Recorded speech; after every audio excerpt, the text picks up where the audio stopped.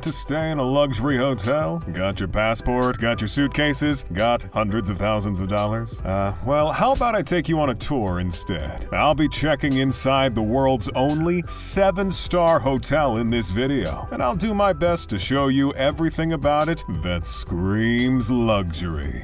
Welcome to Dubai and the Burj Al Arab. And I'm not talking about any old luxury hotel. The Burj Al Arab in Dubai is regarded as probably the best on the planet. Forget 5-star luxury. This place takes things to another level, going not just 1, but 2 better. That's 7 stars. 7-star luxury. What does that mean anyway? Apparently the expression was used in an article back in 1999 when the hotel opened. Spoiler alert, I should say that 7 stars isn't technically a thing, but it sure sounds good and that's really the point. In fairness, the people who run it don't encourage the description. Standing at a height of 321 meters, or over 1,000 feet, the Burj Al Arab, also known as the Tower of the Arabs, took 5 years to complete. Covering 56 floors, it contains 202 rooms, and is arguably the most recognizable structure on the city's skyline. At one point, it was regarded as the tallest hotel on the globe. But enough about the blurb. What do you actually experience at this exotic and wallet-smashing location? Arrival. If you really want to blend in at the Burj Al Arab, you may want to arrive in style. A Rolls-Royce is on hand to drive you in comfort. Or should you wish to suggest a lofty status, then they don't come much loftier than a helicopter pad. Either way, you need to be the highest of high rollers to access the private resort. Let's say you're stepping out of the Rolls and looking up at this vast structure. Interesting shape, right? It reflects the elegant design of a ship's sail. Ironic, given that it sits in the middle of the desert. Still, forget about a dry and dusty environment packed with scorpions and sand dunes. This is the absolute height of luxury. I'm sure you're dying to take a look inside. So let's act like a wealthy person and get checked in. Reception. No standing at reception waiting for someone to grab your bags here. There's an area where you go to chillax, while all that business is handled by mere mortals. Refreshments and snacks are available to make sure you feel treated well from the outset. Once everything's taken care of, it's time to go up to your suite. Ascension.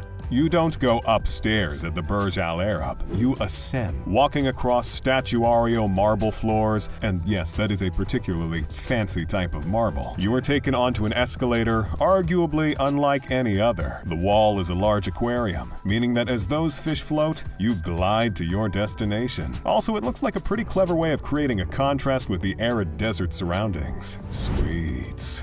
Even the most affordable room at the Burj Al Arab is a pricey proposition. That said, the establishment is associated with the highest standards of accommodation. So let's go all the way to the top with the Royal Suite. Situated on the 25th floor, this mind-expanding duplex will set you back an eye-watering $12,341 per night, according to a 2019 article. How much bang do you get for your buck? Bang? At this level, things become more like a firework display. Take the lobby, for example. Yes, when splashing out on the best, you may as well have a lobby to your hotel room. Sorry, suite. It has a grand-looking staircase and sculptures that come straight from a Hollywood cruise ship. A regal dining room may well give you a stiff back, going by the shape of those chairs. However, with this place's reputation, you are guaranteed the softest and fluffiest cushions in town, should you need extra comfort. Speaking of which, when you're looking for somewhere to lay your head, why not check out the Pillow Menu Head Games.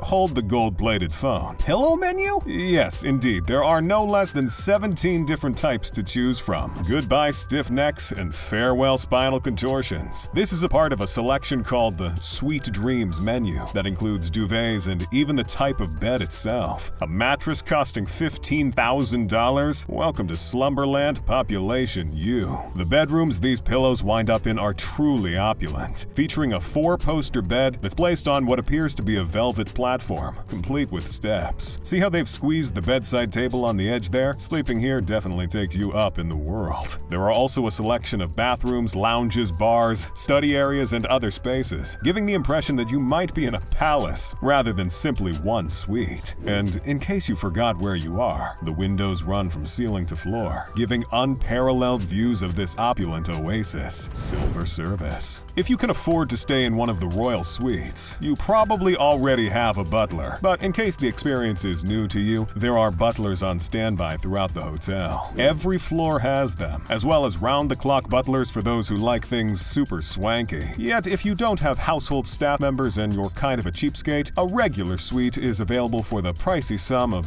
$2,700 per night. Facilities. It sounds so ordinary, using a word like facilities in connection with the Burj Al Arab. That said, it is a hotel and provides services to the public like any other. There are significant differences, of course. I mean, a lot of hotels in the world don't have gold everywhere. Plus, they don't break records for aristocratic food, like the time the Burj Al Arab hosted an enormous 17-kilogram tin of caviar in 2016. I'm assuming this tin didn't have its own suite, and no doubt you'd require a gold tin opener to crack open the contents. Eat like the rich. Meal times are the establishment's time to shine. 6 restaurants can be found on the premises. Up until 2019, acclaimed English chef Nathan Outlaw ran the Al Mahara, an example of the kind of renowned talent this prestigious location attracts. Translating as oyster, Al Mahara takes its seafood seriously. You reportedly take what's described as a simulated submarine voyage to get there, and once inside, you fill your belly next to a huge aquarium. By huge, I'm talking close to 1 million liters of water. Should you prefer to be out of the water and amongst the clouds when enjoying your meal, then the Al Muntaha might be your cup of tea. Disclaimer, I'm not sure if they serve tea, but if they do, it's probably the greatest cup of tea in the world. The name translates as the ultimate, and the restaurant is 200 meters, 660 feet up. Vertigo sufferers should probably give it a miss. The cantilever that helps hold the restaurant up is enough to get me sweating from every pore. But hey, at least I'm sweating in style.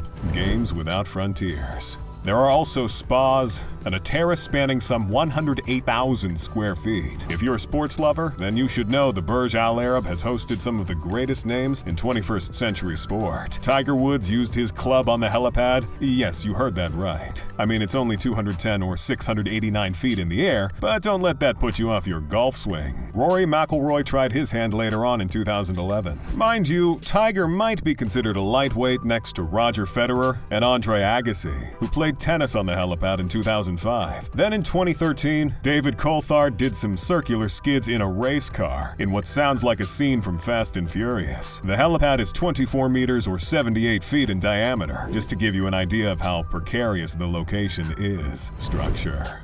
The exterior of the Burj Al Arab has an exoskeleton made of steel. Its distinctive shape means it can withstand the desert winds. However, there's another factor that can really take its toll on the structure: heat. Naturally, the steel expands as the temperature ramps up during the day. To this end, supports were put in place that hold everything in check. Concrete columns keep the hotel in place beneath. There are reportedly 250 of these, and they measure 45 meters or 148 feet each. The columns have been inserted into the sand and form a sturdy base for the artificial island which the Burj Al Arab sits upon. As for the sail design, well, that's more literal than you think. Not only is it shaped like one, it also features a white textile covering on the main facade. This is reportedly the largest section of fabric on Earth. Only in Dubai, right? The atrium of the hotel is the tallest of its kind in the world, according to Guinness. And while it isn't the tallest building in the world, it is apparently the tallest one used as a hotel. Origins. Currently managed by the Jumeirah Company, the hotel was built on a location previously known as Chicago Beach. British architect Tom Wright designed the structure, and several entities were involved in the construction. The idea was to transform the area from what used to be a Middle Eastern fishing village to what's regarded as the apex of 21st century business. In the 1960s, oil was discovered in the region, leading to the development of the city as everyone knows it today. This colossal effort was spearheaded by Sheikh Rashid bin Saeed Al Maktoum.